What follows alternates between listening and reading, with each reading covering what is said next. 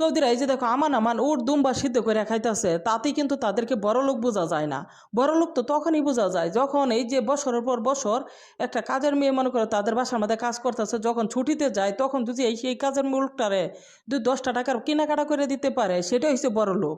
আমার দুইটা বান্ধবী মনে করো যখন কি বলবো চোখের পানি দিয়ে তারা বুক বাসায় মনে করো যে বাংলাদেশে গেছে, 6টা বছর কাজ করে গেছে, তারপরেও মনে করো যে 10টা টাকার কেনাকাটা করে দেয় নাই। টাকা পয়সা অর্থ সম্পত্তির তো কোনো কিছুর অভাব নাই কিয়া। একটা বাসার মধ্যে মনে করো 7টা 8টা করে পোলাপান পালছে, ছোট ছোট পোলাপান।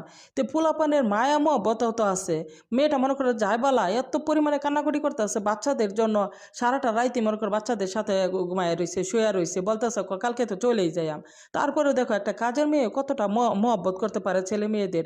এই মহব্বতের দিকে তাকায় হইলে তো মনে করো যে তোরা কিছুটা কেনাকাটা করে দিতে পারস, তোর যে এত এত অর্থ সম্পদ। এই যে আমার ওর দুম্বা রান্না করে খায় মনে করো যে একটু আনি খাস আর পুরাটাই নেরা ফালাই দেস। কত টাকা কত দিক দিয়ে অপচয় করস। আর এই যে আমরা তো তোদের বাসার মধ্যে যে কাজ করি, আমরা কি মনে করো যে সেরকম অর্থ সম্পদের মালিক হইলে তো কখনোই তোদের বাসার মধ্যে কাজ করতে আসতাম না, তাই না? তোরা তো সকল কিছু বুঝোস কিন্তু গরিবের দুঃখ বুঝোস না। আমি এই একটা জিনিস দেখলাম, খুবই খারাপ লাগে এই কথাগুলো যখন ভাবতে পারি।